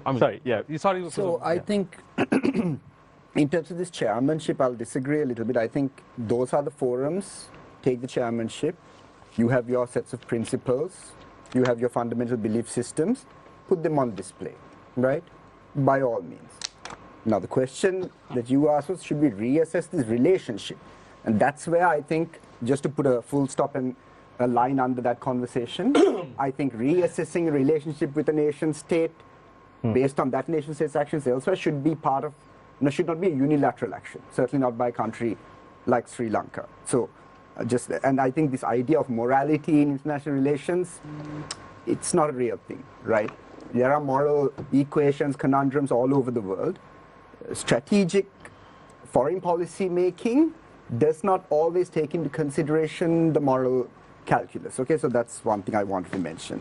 I think in terms of foreign influence in Sri Lanka, right? I just want to take the Imran Khan example.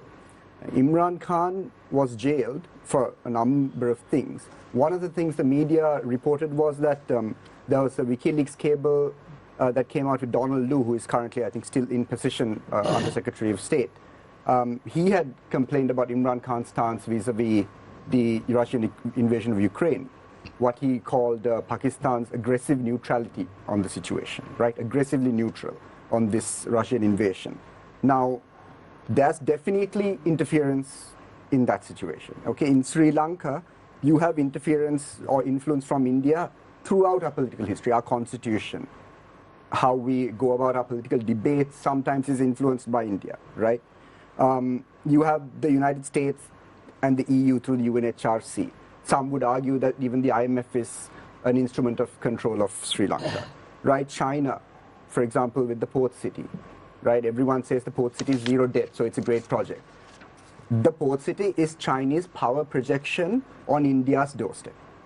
No, Sri Lankan media nor Sri Lankan foreign policy looked at it that way, which was a mistake. I'm not saying we should have rejected the port city project, but I'm saying there were certain issues with it that we should have considered, strategic issues which we should have considered, right? We have Saudi Arabia. You think Saudi Arabia hasn't had influence in Sri Lanka? Of course it has. Just take a look at our eastern province. It's well documented by the scholarship, right? So multiple research vessels. Sri Lanka recently, when Germany wanted to send a research vessel to Sri Lanka said it had to check with China or some other country which had a similar research vessel agreement. No, China has nothing to do with it. So No, that is our moratorium, because we have a 1 year moratorium. We had a 1 year the fact that we have a moratorium after having an agreement, okay? These are all influences. So the fact of the matter is that Sri Lanka exists in a position where no country is going to be devoid of influence. It's how you react, respond, and manage those influences. So it's all right? it's all because of the strategic location, right? The Sri Lanka's geostrategic location is one of the main reasons why we are in this conversation. But of course, why is it important? Because we are right next to a very powerful regional power with regional influence and ambition, which may even span beyond the region, right? A contested border with China, that also exists. Recent violence around that Ladakh region. So taking all this into consideration, Sri Lanka's foreign policy stance, and I think someone mentioned Mrs. Bandaranaike, right? We underappreciate what Mrs. Bandaranaike represented. She represented a Sri Lankan identity on the global stage that was of a caliber where you could sit with other international leaders and have some substantive discussions from the Sri Lankan side. Now, take Shashi Tharoor in India, right? You can agree, disagree with some of the things he says of his policies, but he's presenting an intellectual face to Indian foreign policy. Same with the current External Affairs Minister, Dr. Jaishankar. In history, we have currently Russian Foreign Minister Sergei Lavrov, been in the position for a long time. He, on his own, is a front-facing agent for Russian foreign policy.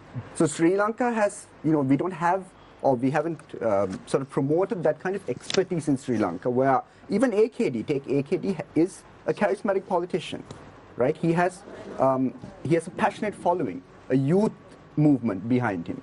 So he's someone who can elevate himself as a foreign policy sort of face, or he can elevate someone from within the NPP. But we need to start having these personalities and intellectuals at these forums who can present Sri Lankan policy to the outside world in an understandable, accessible manner without making it a sort of a word jumble and a word salad. Are you thinking in the mode of Lakshman Kadirgam? I mean, of course, I didn't want to mention the name, but it's because it's too easy, right? But yeah, for example, you can agree with, disagree with Lakshman Kadirgam on any number of things, but when he presents a point to international media, in an interview, in any forum, his points are backed up by facts. He has a way of getting his point across. Lee Kuan Yew, same thing. Lee Kuan Yew and Singapore are US Western allies, but go and watch any LKY interview with any Western journalist. He takes them to task. That's because you have a certain intellectual grounding and a standing in what you say, and that's something that Sri Lanka, I think, has. I'm sure Professor Wijesinghe and Dr. Harinda will do.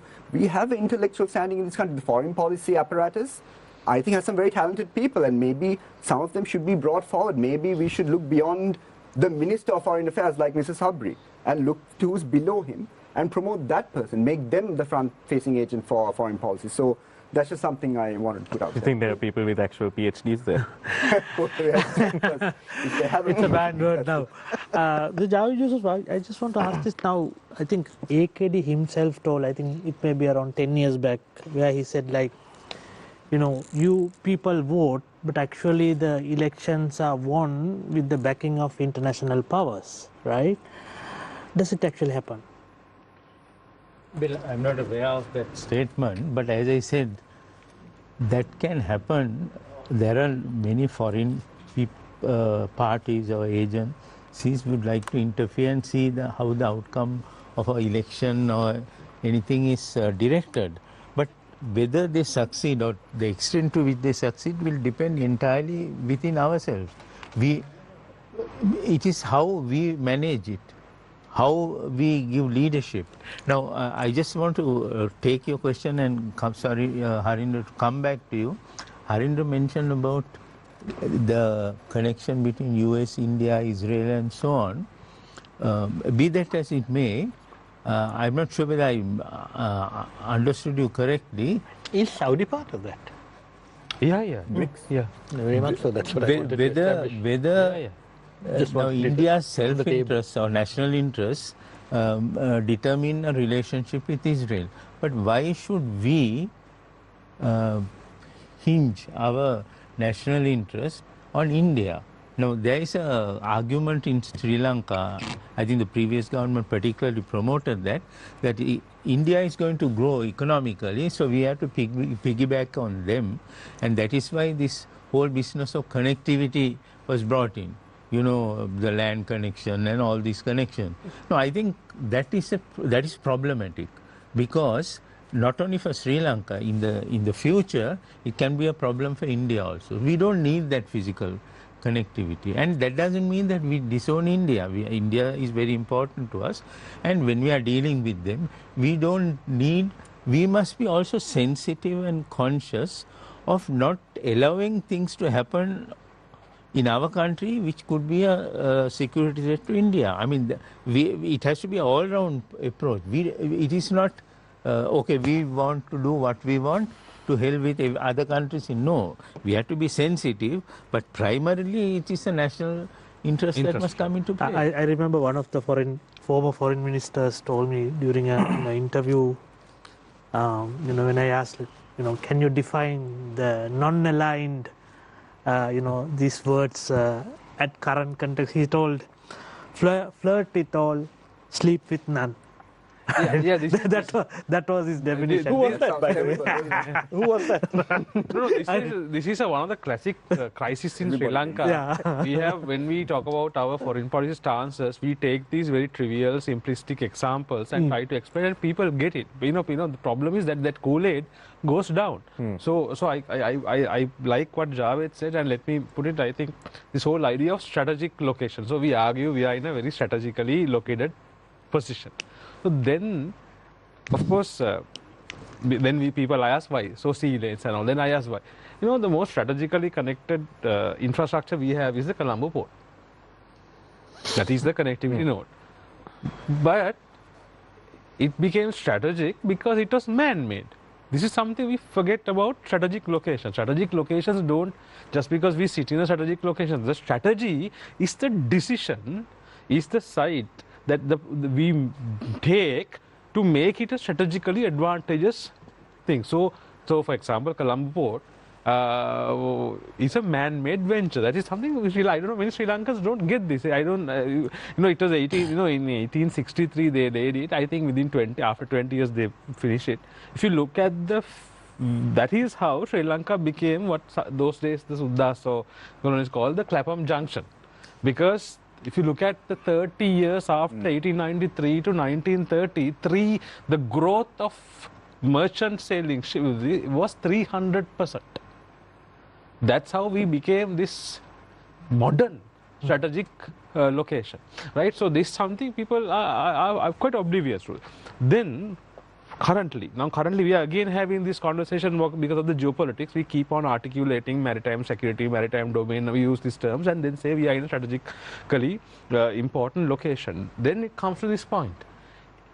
It's not just us. India is also in a very strategic location. India is strategically more attuned and is more affected by the strategic calculus, which means Sri Lanka has to be we have to be strategically sensitive to their strategic sensitivities. This is where all these conversations about the ships, so what India calls the red lines. So Sri Lanka has to understand India's red lines as well. This is a reality. It may be, we may like it or not like it. But I also agree with Javid that doesn't mean we have to align all of our national interests according to where India is heading. But the whole counter argument is, India is a thriving market, India is a thriving innovation hub. There are certain things we can get, right? So if there is a mentality of total, we don't have to be totally disconnected, but we don't have to be physically connected to I agree. India is So very important. India to is us very and important for us But too. then we have to distinguish what is our interest And what is their interest. So that is the thing. That is why not having that framing, that first question we came to, is not helping us. So that is why people like the ministers or politicians or policymakers, even academics, give you these very simplistic answers about foreign policy. How do we go about setting up that framing that you're talking about? How do we go? How should the current government go about setting He it has up? a question that we will come back to. Yeah. Professor, now this Indo-Lanka 1987 Indo-Lanka agreement deal, how has it affected the foreign policy of Sri Lanka? Well, it was an admission on the part of the then Sri Lankan government that they had been playing games earlier. It's very simply what it was. Because to just reaffirm what my colleagues have just said and what I said to begin with, what should foreign policy be? National interest together with sensitivity. And I use the mango tree to say, yes, you come first. But you have to recognize the links you have with the world around you and not violate their interests. This doesn't mean you have to promote their interests. That is a mistake that successive UNP governments, I'm afraid, did, and that Mahinda Rajapaksa, when he was moving towards his Ranil Wickremesinghe phase, also did. Alienate other people. You remember Jayawardeneh started it when he tried to sabotage the rubber rice pact with China? So you don't have to run behind others, but don't upset them unnecessarily. So you see this Indo-Lanka deal as a as a result of what? Because early you see, government what did Jayawardeneh do? He came to power, right? He loathed Mrs. Bandaranaike and tried to destroy her. He loathed Mrs. Gandhi, and he insulted them. And then, of course, she won the election and came back, and she never forgave him. She was very, like him, she was a very unforgiving sort. But what did he do? If you look at the Indo-Lankan Accord, it has certain aspects about our political constitution. But in fact, India was prepared to compromise on those. The 3 annexures make it very clear what India wanted. One, you will not give the Trincomalee oil tanks to anyone without our permission. We should never have done that. But you know what happened, no? They offered a tender, an Indian firm won, Jawaharlal cancelled the tender and gave it to a Singapore firm, which everyone knew was an American firm. Second, and this is what's so laughable now, you will not allow broadcasting facilities to anybody. And Iranavilla. Specifically, that was. And Jayad was trying to give Iranavilla. In the days when a broadcasting thing to beam at India was a terrible threat. 5 years later, it became a joke with satellites and so on. And the third was something similar. I forget what it was in the annexure. Oh, you will not allow use of security, ports or something without security. Yeah, without our permission, not permission. Now, they these should be are informed. things, I remember the Liberal Party writing at the time, we regret this because none of this should we ever have done. So to say we are not going to do it is really an impingement on our national sovereignty. But without being told we should never have done it. Exactly. Should have never done it in the first place. Exactly. So that is why that Indo-Lankan Accord was when the Jayawardeneh knuckled under. And it was a pity it had to be put in writing, but what he put in writing was basically the absolute principles of our foreign policy. We shouldn't have been letting the Americans, because don't forget in those days, you made the very good point that who is India's second enemy?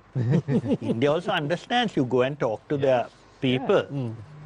They know that ultimately America is going to turn against them if they get too powerful. Look what it did to Japan. Look what it did to Japan when the economy was booming, the ground was cut off under their feet. When George Soros, this great Democrat. India and the US are relatively new friends. Yeah. And the minute India becomes too powerful, unless by then, of course, American politics is taken over by Indians, which is rapidly happening. And I'm not talking about Kamala Harris, I'm talking about his appointments now. Most of them.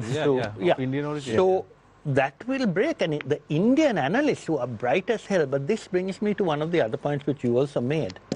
Where are our intellectuals in public life? They don't exist. I just threw a challenge to someone. Can you tell me one minister who has had a single idea for the last 20 years? This is an idea. Earlier about the discussion. An idea. My latest book is called The Emasculation of the UNP, but I start with an account of J.R. Jharna's cabinet. And God knows, I think the man is responsible for many of our problems. But look at them. Lalit, Gamini, Ronnie Dimel, Ranjit Athapattu. Ranjit Athapattu decentralized health before the Indo-Lankan Accord. Simply on first principles. Because health has to come at the grassroots, not from Colombo. So that sort of thinker, Premadasa himself, Gamudava, what a development strategy that was. And have you seen a minister since then who has had any idea commensurate with any of those? This is Harsha De Silva's ambulances. Yeah. I mean, it's a good idea. Yeah. But compare that with Lalita Thurupathi's port.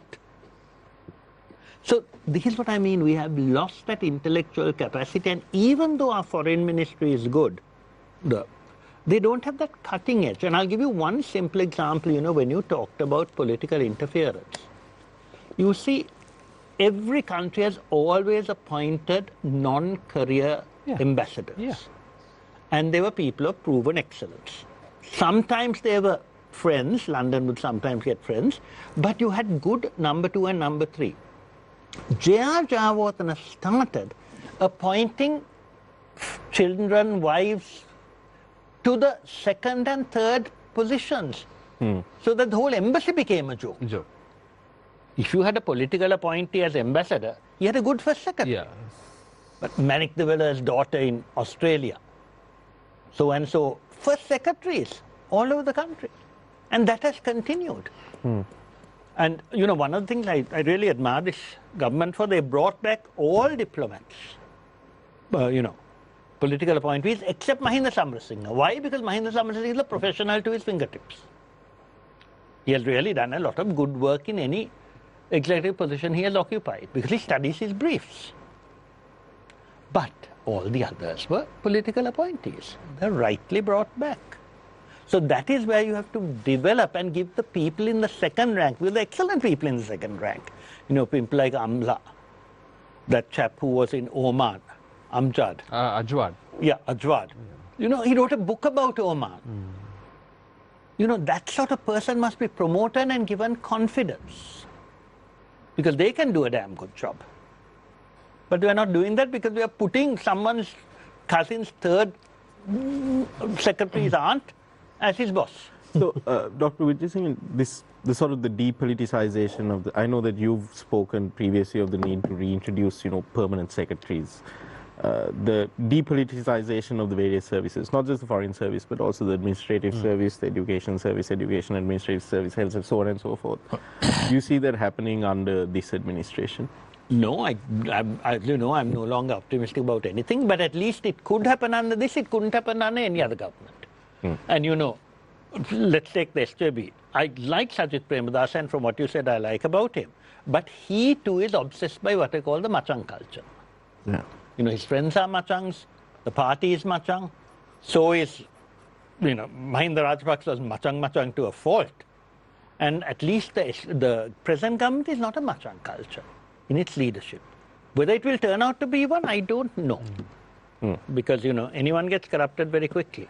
But at least we can be hopeful.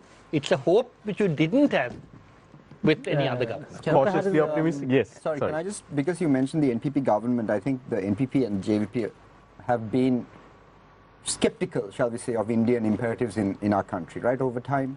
And the Indo-Lanka Accord, I'm glad you brought it up in this context. There was a great paper from the 1990s by Roshani Gunawardena, a Sri Lankan scholar. Don't know much about her, but she's writing in the US. Talks about how the Indo-Lanka Accord might in many ways be defunct or illegal, simply because it was signed under a significant amount of duress. I mean, there was significant Indian pressure on Sri Lanka to sign that, as well as India supporting the LTTE, or at least Tamil militancy during that period. So that brings into question whether the legitimacy of the Indo-Lanka Accord in many ways. And I've often said, I've written about this, I've said the Indo-Lanka Accord needs to be, the project for devolution of power needs to be divorced from this Indo-Lanka Accord, because it really poisons this idea of devolving power to the provinces. And also on this idea of sovereignty, I think the one thing we have to understand about sovereignty, it doesn't exist in a vacuum, right? Sri Lanka is a sovereign nation, but can we have a Chinese military base in Sri Lanka? No. Can we enhance our relations with Taiwan? No. There are certain things you can and cannot do. Just ask Ukraine, try to join NATO or wanted to join NATO for a decade or so. You cannot do it because your sovereignty is dependent on other things, depending on your geostrategic location. So that's why this idea of sovereignty, we have to be very careful about how we use it. Sri Lanka's sovereignty, yes, we are a sovereign nation. Does that mean we can do absolutely anything we want at any time? No, because we exist in League of Nations. I don't want to use the word league, but that we exist in a framework of nations and institutions. And regardless of what else is happening elsewhere in the world, we have to behave within that system in a certain way. So sovereignty, yes, but also within the international system, there are things you can and cannot do. And unfortunately, Sri Lanka is a country with less power than some others, and we have to act accordingly.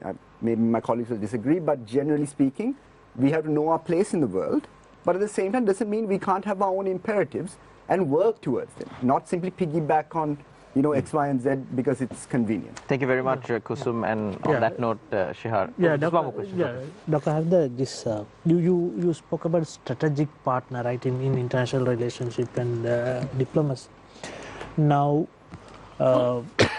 we have seen how the governments have been trying to neutralize this strategic partnership. For instance, like we have LIOC from India, and then the last government brought Sinopec, right? So we have seen this kind of strategic thinking as well as strategic commercialized partnerships. How do you see this? And if Sri Lanka wants to look for new strategic partners, where should they go? No, I think let me just quickly go back to what Professor Wijesinghe said about the ideas. Why we don't have ideas is because we don't have strategic thinking. Right? I think some of these examples you gave were not the strategic, those are not the strategies. Those are outcomes of a certain thinking. But when you say strategic thinking, what you're saying is the example of diversification. So small states, when we say small states, basically it means two things. One is a small state is a state that can't shape outcomes in international affairs, and also its security sometimes it can't guarantee by itself. That is what we mean by a small state. So when you are in that particular category at that moment, you mitigate that by certain strategic approaches. So for example, diversification. So that is that whole decision of diversification. So of course, if we have a certain set of clear foreign policy processes, we can make diversification more effective and efficient. So that is why I think that initial question, why we really need to have a framing of foreign policy, and also that consensus and that conversation in the parliament.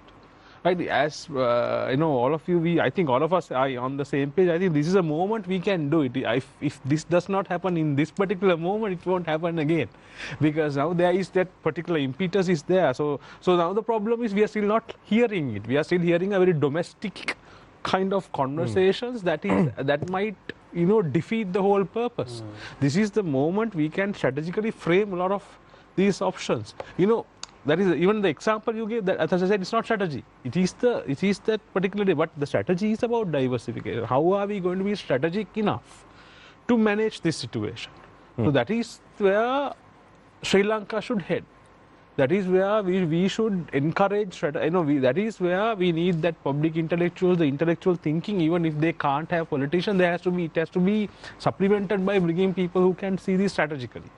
The strategic calculation is very important, because one of the things we have lost consistency is because we haven't made proper strategic decisions. We have made decisions, that is why what Professor was trying to give us so many examples of where we had blundered, right? So the politicization of a foreign service is a bad decision in that way, but at the same time other countries benefit by appointing number one, a political appointment, number two, a solid career diplomat.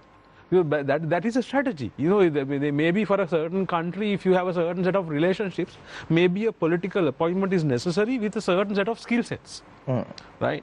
So that is why, it depends on us, extra-Sri Lanka relations. Who are we going to put into Israel? That's a question we can ask. Who are we going to put to China? And if number one is like this, what is the skill set number two needs? What is the skill set number three needs? We are short of strategic decision making because we have this culture of friends, families, all these things. That is something this government can get rid of. If they don't, if this government couldn't do all these decisions, then no one can do it. That we don't know. But then, this is one of the most best opportunities. They have enough heft. This decision without any complaints or without any excuses. End of the day, what you're saying is it's all about the process, correct process. Process, but strategically shaped. Thank you very much, Dr. Harinda Vidanage. We now come to our closing arguments, but we'll only be able to allocate about a minute and a half for each closing statement. Let's start off with Kusum Wijetilleke. I know it's tough to really sum up everything that was said, but well, Kusum, this is your closing. Your time starts now. So yeah, the one thing I couldn't really touch on was the BRICS, and I think Sri Lanka has an opportunity with the BRICS. I also think it's important to understand the limitations of the BRICS. Okay, don't expect them to take over the world in the next 5 years, but understand that if you have your strategic imperatives, if you have your ducks in a row, the BRICS is a great way to advance your imperatives, right? All those countries have something specific about them that they can help Sri Lanka with. Sri Lanka has to industrialize. Sri Lanka has to improve its export diversification. We have to find a way to technologically innovate.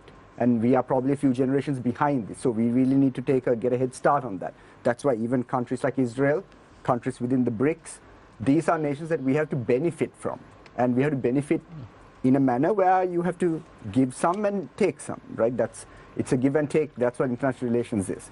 So, as my colleagues have mentioned this time, it's about bringing Sri Lankan expertise to the fore to serve Sri Lankan interests.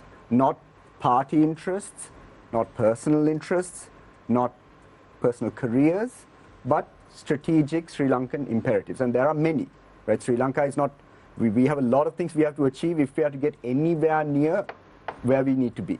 So, on that note, thanks a lot again for having me. Appreciate it. Thank you very much, Kusum. We now move our attention to Professor Rajiva Wijesinghe. Yeah, I want to go on to something totally different. I think we will only have the sort of thinking we want, the sort of strategizing, if we reform our education system. Our education system is now such a mess that there's absolutely 100%. No attention whatsoever to the world at large. 100%. I mean, I had a brief period to try and head the Academic Affairs Board, and I found, at some point using industrialization, they had managed to produce a whole history syllabus for 10 grades without mentioning the Industrial Revolution. So that has to change. Secondly, we must have much more English and in our rural schools, because there is enormous talent in the rural areas which just doesn't get the reading it needs. Thirdly, we must actually set up guided public libraries in every division with facilitators who will encourage reading, have easy to read books, and introduce the world to them. Let them learn about, for instance, the whole history syllabus all about Anuradhapura. We didn't even hear about steel production in Sabaragamuwa, when industrialization began. They didn't know about river valleys. What is distinctive about Anuradhapura? We had tanks, whereas all other basic agrarian civilizations were based on river valleys. Now, those are where you get people to think about why certain areas are important. How do you develop? So I think the key towards not only a good foreign policy, but a good administrative policy is an utterly reformed education system which brings our children into the 21st century, not takes them back to the 5th century. Thank you very much, Professor Rajiva Wijesinghe, quite eloquently put at the end there. One of the values analysis and thought overwrote. We now move to the closing statement of Attorney at Law Javid Yusuf. Your time starts now. What I would like to say is, with regard to some of the lessons that we have learned in the past, I think we need to empower our foreign service because within the foreign service they are very competent people, and also they gather a lot of experience over the years which is not used. What happens is the politician tends to dominate, and sometimes the politician who heads the foreign ministry or gives leadership or even the leader of the country tends to do foreign policy the way you do local politics, which you can't, obviously. So we need to empower the foreign service and give them opportunities and use their expertise to put our country on the map. I think we should be looking at our glory days of the past, when Sri Lanka, when it spoke on the world scene, people listened. And I think that is a goal we should try to achieve, because in that process the country will benefit and wise decisions whichever the national interest can be taken.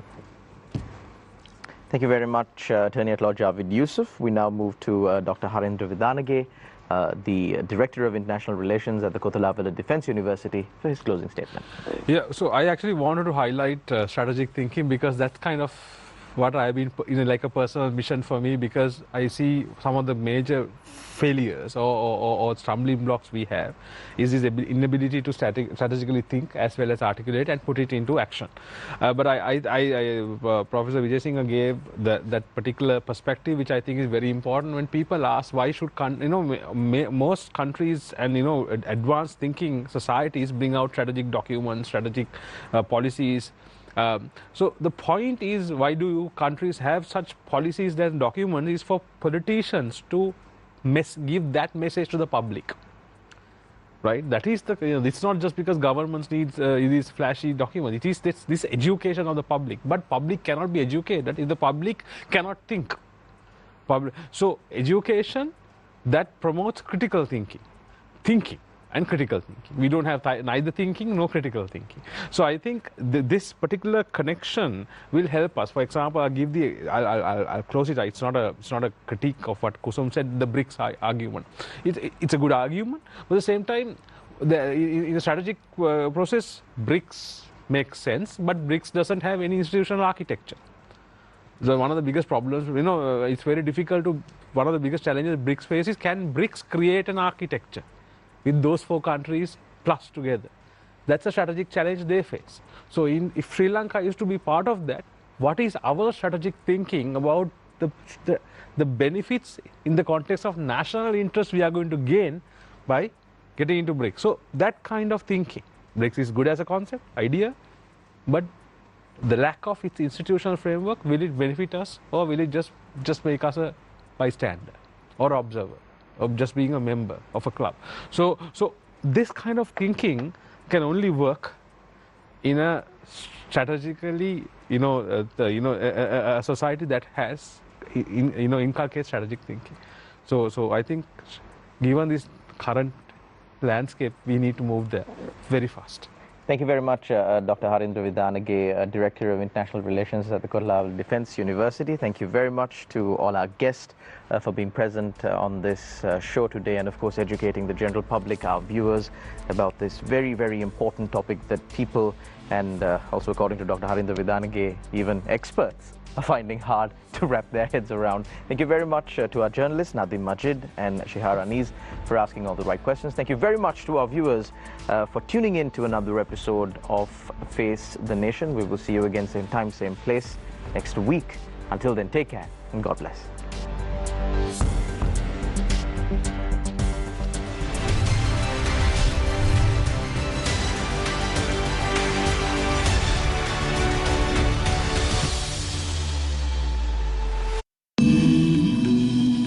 සසිය ගණන් වල රාජාදි රාජසිංහ කියලා රජ කෙනෙක් හිටියා. ඒ රජතුමාගේ පුත්‍රරත්නයක් තමයි මේ විහාරස්ථානයේහි මූලික ආරම්භක ස්වාමීන් වහන්සේ බවට පත් වෙන්නේ. ඒ කාලේ මේ විහාරස්ථානයේ ආරම්භය දෙපැත්තේ තිබුණේ වැව් දෙකක්. මේ වැව් දෙක මැද තිබුණා පොඩි කඩਿੱත්තක් වගේ. වැව් ඉවුරු කොන්හල කියන නම හැදුනේ මේ අද වර්තමානයේ භාවිතා කරන වැවුරු කන්නල කියන නමේ ආරම්භය තමයි වැව් ඉවුරු කොන්හල. Sirasa Namami. Last Poya veneration of 2024. At 6 a.m. on Uluwap Full Moon Poya Day, live from Bevarukannala Rajamaha Vihara Mathura.